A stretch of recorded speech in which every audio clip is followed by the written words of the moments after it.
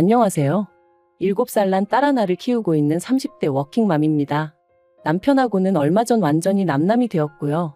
솔직히 좋은 이야기도 아니다 보니 어디서부터 어떻게 시작해야 하나 감이 잘 안 오긴 하는데 그래도 한번 그간 살아온 날도 돌아볼 겸 제 이야기 좀 해보겠습니다. 두서가 없더라도 들어주세요. 남편하고 헤어지기 전까진 같이 식당을 했지만 처음 만난 건 회사에서였어요. 원래는 서로 다른 부서에서 근무하다가 남편이 저희 부서로 오면서 가까워졌네요. 그렇다고 특별한 계기가 있었던 건 아니고 지금 생각해보면 매일같이 부딪히다 보니 정이 들었던 것 같아요. 그리고 남편이 언젠가부터 저한테 적극적으로 다가오면서 저도 그런 남편을 밀어내지 않았고 하긴 이런 이야기가 지금에서야 뭐가 중요하겠어요. 아무튼 그렇게 연애를 시작하고 1년 만에 결혼 이야기까지 오가기 시작했습니다. 양가 부모님 모두 어차피 결혼할 거면 뭐하러 시간 끄냐 하셔서 서두른 감도 없잖아 있었죠. 그래서 지금도 저희 친정부모님이 그 부분에 있어서는 저한테 참으로 미안하다 하세요. 생각해보면 여자 나이 31가 그렇게 많은 것도 아니었는데 괜히 당신들이 설레발을 쳐서는 제가 이렇게 이혼녀 딱지를 달게 된 건 아닌지 모르겠다 하시면서 말이죠. 하지만 이 부분에 있어서는 저는 저희 친정부모님한테 정말 요만큼의 원망도 없습니다. 저도 그때는 제가 이혼녀 딱지를 달게 될 거라곤 상상도 못했는걸요. 어쨌든 연애하는 동안 사소한 다툼 한번 해본 적이 없었으니 결혼을 한다면 남편과 하는 게 당연하다고 생각하기도 했었고요. 결혼할 때 시댁에서 3천 해주셨고 친정에서는 1억 좀 넘게 해주셨어요. 어쩌다 이렇게 차이가 많이 나게 되었냐 하면 이야기가 복잡해지는데 빨리 결혼하라며 서둘렀던 시부모님은 처음에만 하더라도 집을 해주니 뭐를 해주니 하시며 말씀이 참 많으셨습니다. 그리고 그쪽에서 그러고 나오니 저희 친정에서도 어느 정도는 해서 보내야겠다 생각하셨고 그래서 1억 정도를 예산으로 잡으셨던 거죠. 하지만 빈수레가 요란하다더니 막상 본격적으로 신혼집을 알아보고 그러니까 자꾸만 어머님의 말씀이 달라졌습니다. 처음엔 역세권까지는 아니더라도 번듯한 아파트 한 채는 사주겠다고 하셨다가 급하게 구할 필요가 있냐 하시면서 일단은 전세로 살면서 좋은 매물이 있는지 보라고 하시더니 나중에는 전세보단 속편하게 월세가 낫겠다 하시고 그러다 나중에는 3천만 원을 해줄 테니 이걸로 일단 월세 보증금을 하랍니다. 돈이 없는 게 아니라 여기저기 묶여 있어서 현금화할 형편이 안 된다 어쩐다 하시면서 말이죠. 그리고 물론 시부모님 재산인 만큼 제가 이러쿵저러쿵 할 것은 못 되었지만 그래도 기대와 실망이 반복되니 나중엔 그냥 시부모님 입에서 집 얘기가 나오는 그 자체가 짜증이 나더라고요. 뿐만 아니라 그럴 때마다 이번엔 어떻게 친정부모님께 상황을 알려야 하나 싶은 게 그래서 아닌 게 아니라 파혼 이야기가 나오기까지 했었습니다. 그런데 그때 저희 남편이 저희 친정부모님을 찾아와 무릎 꿇고 아주 맹세를 하더라고요. 자기도 이번에 자기 부모님이 이런 분들인지 처음 알았다 하면서 앞으로 사는 동안엔 절대로 이런 일은 없을 거다. 자기를 믿고 저를 보내달라. 남부럽지 않게 살게 해줄 거다. 그리고 저희 친정아버지 말씀이 그 당시에는 그래도 저희 남편 눈에서 불타오르는 열정과 진심 뭐 그런 걸 보셨답니다. 물론 지금은 당신이 뭐에 홀렸던 것 같다 하시지만요. 그래도 결국 우여곡절 끝에 저희는 결혼을 하게 되었고 그렇게 시댁에서는 삼촌 친정에서 1억을 지원받았습니다.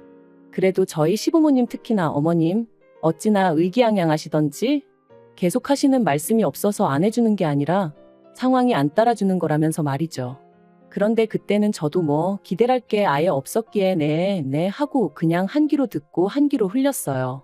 그냥 저는 저대로 남들 하는 만큼 며느리돌이만 하자고 마음을 먹었고요.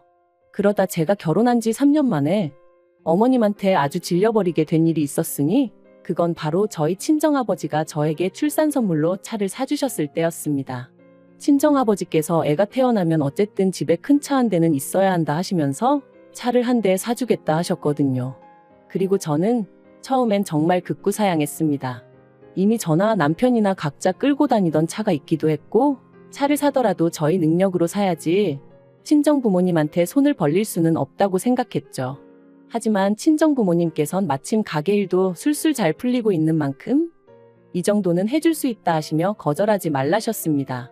이런 것도 능력될 때 해주는 거지 나중엔 저희가 사달라고 해도 못 사줄지 모른다 하시면서 말해요.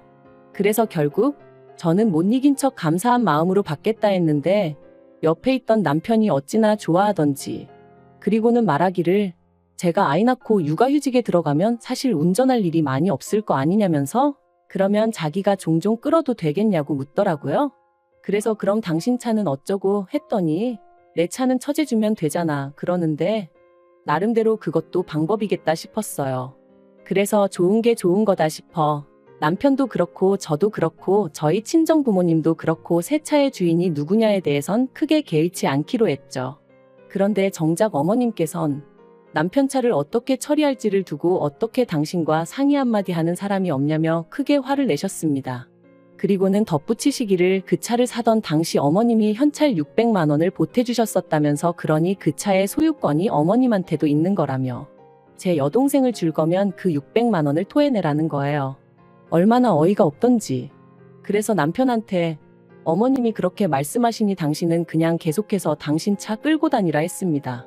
친정아버지가 사주시는 새 차는 그냥 내가 끌고 내가 타던 차를 여동생에게 주는 게 맞는 것 같다면서 말이죠. 그랬더니 남편이 그냥 어머님한테 600만 원 드리고 원래 하기로 한 대로 하면 안 되냐대요. 그래서 그건 내가 납득이 안 돼서 싫다 했습니다. 당신 총각 때 보태주신 돈을 그것도 빌려주신 것도 아니고 그냥 주신 거라면서 이제 와서 왜 그러시는 건지 이해가 안 된다고. 그러니 못 드리고 드리기 싫다 했죠. 그랬더니 남편이 그러지 말고 용돈 드린다 생각하면 안 되겠냐는데 거기서 짜증이 팍 나더라고요.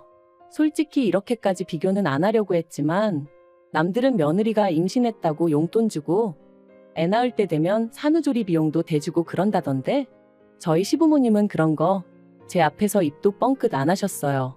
그래도 뭐 사람마다 사정이 다른 거니까 그러려니 했지 서운한 기색 단 한 번도 내비친 적이 없었거든요. 그런데 이제 뭐 돈까지 내놓으라 하니 제가 기분이 어땠겠어요? 그래서 남편더러 그런 뻔뻔한 소리는 좀 하지 말라고 했습니다. 임신 내내 좋은 것만 보고 좋은 것만 들으려고 노력했는데 막판에 어머님이나 당신 때문에 스트레스 받기 싫으니까 조심 좀 하라면서 말이죠. 그랬더니 남편도 더는 말은 안 했지만 생각할수록 어머님 심보가 어찌나 얄밉고 괘씸하던지 정말 그나마 그래도 남편을 세상에 있게 해주신 분이니 잘해드려야지 했던 마음이 아주 산산조각이 나는 기분이었네요.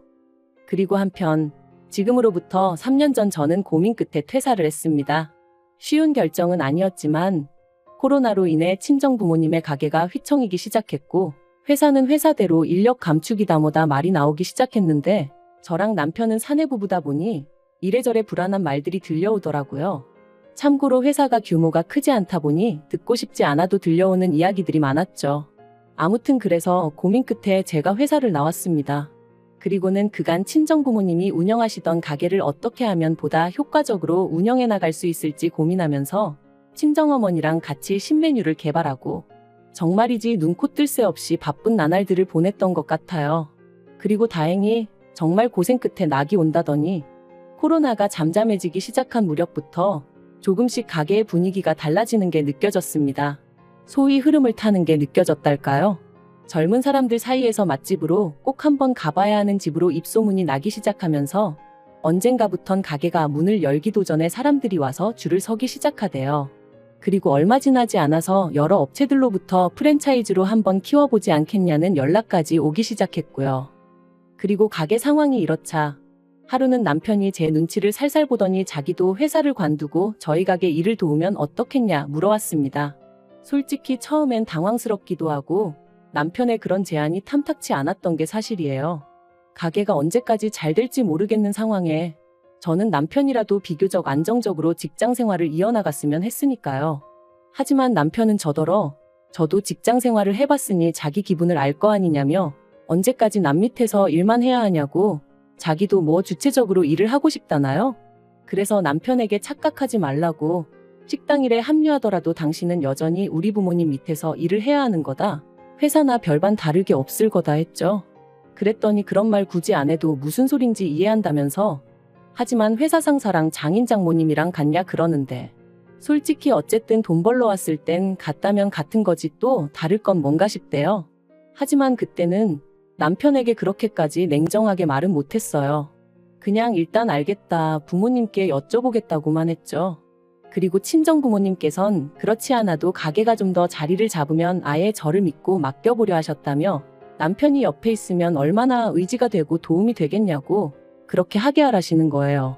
그래서 조금 찝찝한 마음이 없잖아 있었지만 결국 남편이 회사를 관두고 식당 일에 합류하는 데 있어 동의를 해주고 말았습니다. 그런데 문제는 남편이 가게 일을 시작한 이후부터였어요.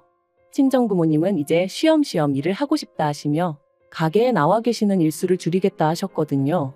그리고 저도 그 부분에 있어서는 아쉬울 것도 서운할 것도 전혀 없었죠. 오히려 잘 됐다고, 잘 생각하셨다고 했으니까요. 그리고 친정부모님은 한 가지 조건을 더 거셨는데 가게 메뉴의 기본이라고 할 수 있는 양념장, 저희는 비법 소스라고 불렀는데 아무튼 그건 어떻게 만드는지 절대로 못 알려주신다고, 그러니 필요하면 저희더러 사다 쓰라고 하셨죠. 남편이 합류하고 3달쯤 흘렀을 때부터는 친정부모님은 일주일에 한두 번 정도만 가게에 얼굴을 비추셨고 비법 소스를 만들어주시는 대신 달에 150만 원을 받아가셨어요. 그리고 이 안에는 재료비에 친정부모님의 수고가 들어가 있었으니 저는 결코 그 돈이 많다고 생각하지 않았습니다. 실제로 저희가 그 소스 덕분에 버는 수입은 저희 두 사람이 직장을 다닐 때보다 많을 땐 2배 가까이 되었으니 시쳇말로 남는 장사면 남는 장사였지 결코 손해는 아니었죠. 그런데 이 사실을 알게 되신 어머님께선 가족끼리 뭘 그런 걸로 돈을 받아가냐며 저희 친정부모님을 마치 치사하고 쪼잔하신 분들로 몰아가시대요. 그뿐만이 아니었습니다. 저랑 저희 부모님 때문에 졸지에 당신 아들이 부엌대기가 되었다며 마음에 안 들어 죽겠다고 어디 가서 말도 못한다 하시면서 말이에요. 그리고 이런 말씀을 하시는 와중에도 저희한테 이거 해달라 저거 해달라 요구하시는 건 또 어찌나 많으셨는지. 솔직히 저희 친정부모님의 비법 소스 덕분에 돈을 벌었으니까 그 돈으로 어머님이 좋아하시는 이것도 해드리고 저것도 해드릴 수 있었던 건데 그런 건 또 전혀 생각을 안 하시는 눈치였어요.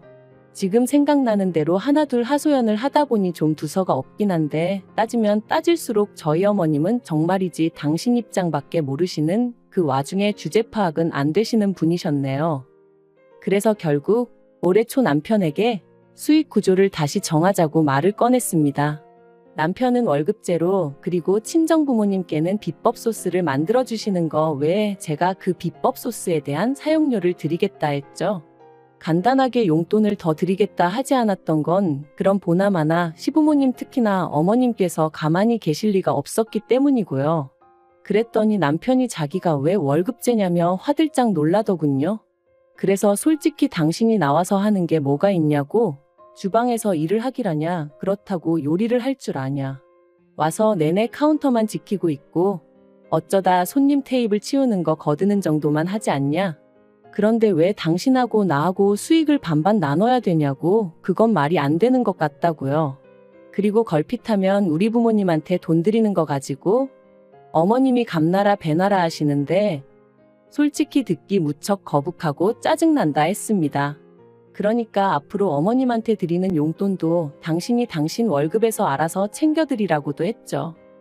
그랬더니 이제 정말 난리가 났습니다. 가뜩이나 자기한테 장부를 투명하게 오픈하지 않는 것도 섭섭했고 자기가 봤을 땐 그 비법 소스인지 뭔지 원가는 50만 원도 안 들 것 같은데 제 성격에 그런 거는 하나도 따져보지도 않고 그냥 장인 장모님이 150달러니까 그만큼 주는 거 보고 솔직히 자기가 저한테 너무 실망을 했대요. 반대로 그게 자기 부모님, 그러니까 시부모님이 그랬으면 제가 그렇게 대충 넘어갔겠냐면서요. 어이가 없었죠. 저희 부모님한테 가게를 받을 때 권리금도 한 푼 안 드렸어요. 제가 드린다고 했지만 친정아버지께서 딸한테 권리금을 받아서 뭐 하냐며 용돈이나 잘 줘라 하셨기에 조금 넉넉히 챙겨드렸을 뿐이거든요. 그리고 이 전후 사정을 남편도 뻔히 다 알고 있었고요. 그런데 피는 못 속인다더니 누가 어머님 아들 아니랄까봐 자기한테 불리한 건 싹 다 잊어버리고 모른 척하고 그냥 자기 기억하고 싶은 대로만 기억하면서 상대를 나쁜 사람으로 몰아가니 말이 통하지가 않았죠. 그래서 제가 남편한테 진짜 당신같이 뻔뻔한 사람은 처음이다 내력이냐 했습니다. 그랬더니 남편이 저더러 가게 팔아서 반을 위자료로 달래요. 자기도 이런 대접받으면서는 못 살겠다나요? 하지만 그게 말이 되냐고요. 더 웃긴 건 자기도 어디 가서 뭘 좀 알아보고 왔는지 그렇게 대판 싸우고 며칠 뒤 그냥 협의 이혼하자더군요. 그래서 이혼했어요. 양육비는 안 받는 대신 남편이 못 만나가는 조건으로요. 그런데 어이없게도 이혼한 지 2달도 안 돼서 남편이 아주 깜찍한 짓을 저질렀습니다. 바로 저희 가게에서 신호등 하나만 건너면 되는 곳에 식당을 차렸거든요. 메뉴도 거의 똑같게 해서 말해요. 황당하고 어이없어 찾아가니 남편하고 어머님 둘이서 장사하고 있던데 손님은커녕 개미새끼 한 마리 없는 게 보기 딱해서 하마터면 제가 한 그릇 팔아줄 뻔했네요. 하지만 진짜 어처구니가 없었던 건 그 이후로 얼마나 지났을까? 모르는 번호로 연락이 와서 별 생각 없이 받았더니 남편이었는데 한참을 뜸을 들이다 기껏 한다는 소리가 그 비법 소스 좀 자기한테 팔아달랍니다. 장사가 너무 안 돼서 죽겠다며 옛날 정을 생각해서라도 좀 팔아달래요. 듣는데 미쳤나 싶었죠. 옛날 정은 무슨. 너도 니네 엄마랑 머리 맞대고 죽기 살기로 연구를 해보라고 했습니다. 그리고 네가 망하든 말든 나는 관심 하나도 없으니까 괜히 나한테 전화해서 앓는 소리도 하지 말라고 했어요. 그런 거 한번 듣고 나면 힘 빠지고 괜히 하루 종일 재수 없다고요. 그러니까 저더러 지독한 여편내라길래 칭찬 고맙다 하고 전화 끊어버렸습니다.